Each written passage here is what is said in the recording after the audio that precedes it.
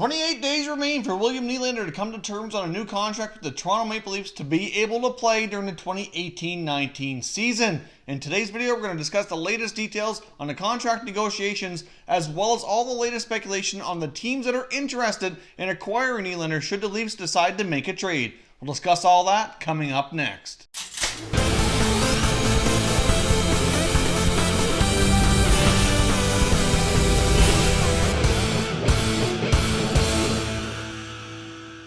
Hey everyone, and welcome back to another video here at Top Shelf Hockey. If you're new to the channel, thanks for stopping by. We review and discuss all 31 NHL teams, so if you're a huge hockey fan, consider subscribing and clicking the bell so you don't miss anything. As I mentioned off the top, we are now 28 days away from William Nylander being able to sign a contract here with the Maple Leafs and salvaging the 2018-19 season, or risking sitting out the entire season or possibly playing in Europe or somewhere else that's not the NHL.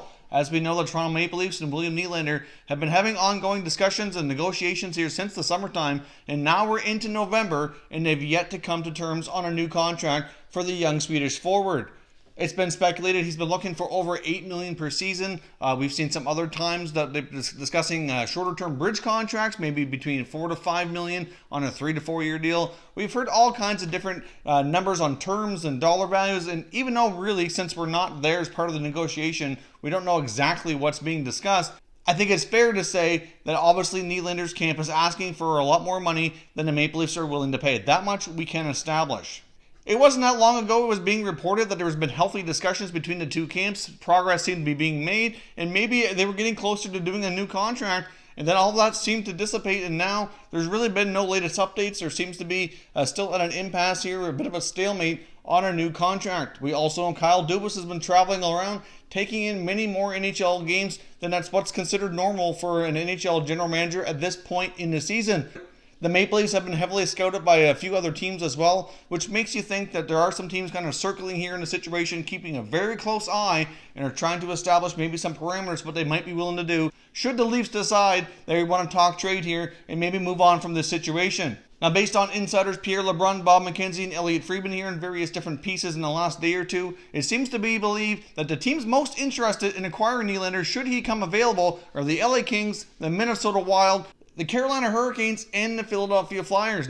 The Flyers come as a little bit of a surprise. They were mentioned by Elliot Friedman as what he considers to be a stealth team in his latest 31 Thoughts blog and podcast, kind of saying that, the Flyers might be looking to make a move here, and they might have some assets that the Leafs desire, so they very well might actually hook up in a trade. So that's another team to keep your eye on here as well. Now, if you take a look at the four teams I just mentioned, you look at the LA Kings, obviously not anticipated to be near the bottom of the NHL here. They've been struggling mightily. Can't keep the puck out of their net as much. They can't score as much as they need to. Their goaltender, Jonathan Quick, just went down with a major injury. Is going to be out long term, probably at least 6 weeks, possibly longer. 6 weeks is a pretty decent recovery rate for a lot of those types of surgeries, but at the same time, he's not as young as he used to be, so it's really hard to predict. But obviously, LA needs to get younger, faster, more skilled. That is certainly safe to say, and Nylander certainly, fits that bill. Now, the Kings don't have a ton of cap space, so they'd obviously have to have some money going out. It's highly speculated if the Leafs go down this road, they're going to want a top four defenseman, so they may be looking at a guy like Alec Martinez or maybe a Jake Muzzin. I know the Leafs would probably prefer somebody that fits on that right side. Ideally, that would probably strengthen their decor. The best situation there is on the right side. So we'll see here. The LA Kings are certainly a team to keep your eye on. We've heard teams like the Minnesota Wild are interested. Should that come to be, the Minnesota Wild are a team that's actually not doing too bad so far. But we know last year they didn't have the greatest year. They kind of struggled down the stretch, fall flat in the playoffs. Had some injuries. It was rumored that new general manager Paul Fent may want to shake up the roster. While bringing in a guy like Nylander certainly would help accomplish that. They do have a lot of decent young defensemen as well. Maybe Jared Spurgeon. They got Matt Dumba, Jonas Brodin. Not sure which one the Leafs would prefer. I'm guessing perhaps Dumba or Spurgeon would probably be the most preferable. But again, that's just speculation on my part. Either way, so far all the teams you're going to see a connection here that they do have some decent younger defensemen on good contracts here that would probably be appealing to the Leafs. Now onto the Carolina Hurricanes. I think it's safe to say, and I've heard Pierre LeBrun mention this here multiple occasions and multiple interviews, that he feels the Carolina Hurricanes are front and center for all the teams that really covet William Nylander's services and would probably, have one of the better chances here to land him should the Leafs go down the trade route. The Carolina Hurricanes have been scouting the Toronto Maple Leafs pretty hardcore. They've been pretty well at all their games with multiple representatives, usually 2 and 3 scouts. Rick Dudley's been along as well. So they're certainly keeping a very, very close eye on the Maple Leafs. It's been speculated between either Justin Falk or Brett Pesce that one of those two defensemen would be preferable to the Maple Leafs. It certainly would be a big help on their blue line. I think Pesce myself would be the better fit longer term for what they need. He's also under contract longer and is a pretty team-friendly contract, at least for what I think he can provide. Now, of course, the Carolina Hurricanes also have Curtis McElhinney. I know the Leafs weren't crazy about losing, but kind of had to do something there. So maybe Curtis McElhinney can make his return through Toronto that way too, should something go down. Hard to say. That's just an afterthought on my part. But either way, the Carolina Hurricanes do have a lot of payroll availability here on their cap space. They're the lowest paying team right now in the NHL when it comes to team salary. They're speculated to be in negotiations doing a long-term deal for forward Sebastian Aho, who's having a tremendous start to this season. He's arguably their top player right now, and he should get a fairly lucrative long-term deal. I think him and Nylander would probably fit rather nicely together. I mean, Aho played a lot on the wing early in his career, but has been playing a lot of center ice this year and looking pretty darn good. So I can certainly see there being a fit there, even though Tom Dundon, the new owner of the Hurricanes, does probably have a little bit of a reputation early on in his tenure here as being a little bit cheap. The insiders are saying that they believe that Dundon certainly would be willing to pay longer-term, more lucrative contracts for the right players, and that Nylander very well might be one of those guys. So they might be one of the few teams that are willing to pay Nylander what he's looking for here in order to bring him in to fit with their young core. Obviously, that's going to be a big feature here for any other club who's interested in acquiring William Nylander. They're going to want to talk contract and get something ironed out here before they pull the trigger. Now, speaking of that, it has been confirmed, which should be no surprise as well, which came from an interview from Pierre LeBrun, and I'll throw a quote up here on the screen, which confirms that William Nylander's agent, Louis Gross, has indeed been talking to other teams. There's no surprise. This is something that's very common. He is technically a free agent. He's restricted, but he's still a free agent, which means they can talk and negotiate with any NHL club. Now, of course, being restricted gives the Toronto Maple Leafs first right to match any offers should an offer sheet arise, which I highly doubt will happen. But either way, even through this free agent process, they can negotiate and talk to other teams. And if they'll know if another team's willing to do a contract, they very well could, kind of entice the Leafs to go down the trade route with that club, which I know doesn't necessarily give them a lot of leverage, but still allows them to get an idea for what's out there. So they're certainly having negotiations outside of the Leafs management, which is very common in this scenario, but doesn't really mean much of anything. Obviously, he can't just go anywhere since he is an RFA.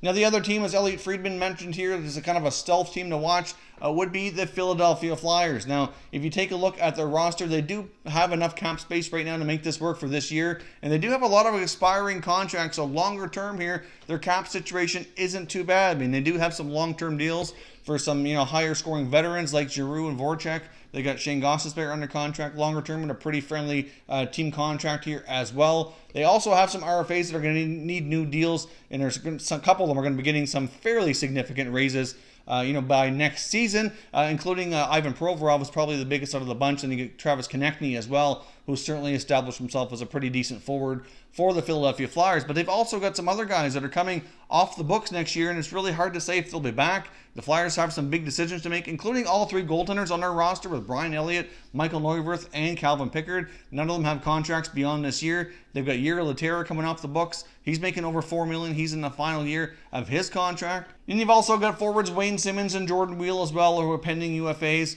And their futures with the Flyers are certainly a little bit, uncertain at best. I know Wayne Simmons is a player we've heard had been having extension negotiations with the Flyers, but it's really early to say what's going on. I think that we've heard primarily that they would prefer to keep him, but I think it's really early in those talks, and I think that's something that very well is going to likely wait till the end of the season anyway. So they have a lot of flexibility with the number of players that are contracts coming off the books, and they only have a couple key RFAs that are going to need raises. So I do think the Flyers could make this work. Now, as far as what the return could be, hard to say what the Leafs would ask for, but I highly doubt the Flyers would want to move Gostisbehere or Provorov, but I'm sure, couldn't hurt to ask. I'm sure the Leafs would love to have either one of those. But you have Gostisbehere, you got Provorov. You've got some other promising young defensemen now. Travis Sanheim's having a pretty decent season so far. They got Philippe Myers, they got Sammy Morin. Now, Myers and Morin kind of had some injury issues off and on here. So, hard to say, but they still have some other, good young prospect defensemen besides the ones that are actually playing actively in their lineup here today. So, they do have some defense that would be attractive in a trade. and they might have some other prospects as well, depending on what else, if they need to throw something else in here to kind of make the deal happen. But I do think the Flyers are certainly a team to keep your eye on. I think it'd be a little more challenging than perhaps a Carolina to make it work. But if they're that interested in, like Elliot Friedman seems to think, then it very well could be something to keep your eye on. So obviously there's lots of interest around the NHL with William Nylander. There's a bunch of teams watching this situation very closely. Again, I'll reiterate, I don't think the Toronto Maple Leafs really want to trade this guy. I think they really want to keep him. He meshes really well with Austin Matthews. William Nylander is a pass-first winger. You get Austin Matthews, who's a shoot-first center. They mesh really well together. They have great chemistry. I really don't think they want to take Matthews' right-hand man off this club. So I do think they want to do everything in their power to sign him.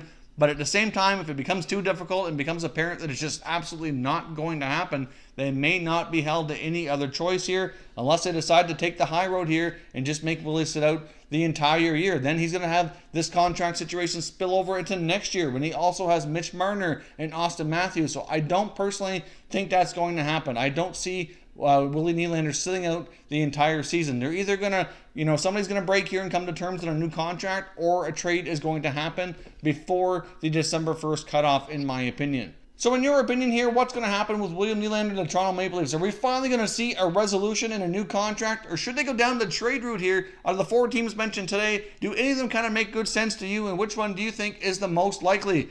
It seems as though the Hurricanes are the team that's the most actively scouting the Toronto Maple Leafs and appears to be showing the most interest, but then again, that doesn't necessarily mean a deal's going to get done.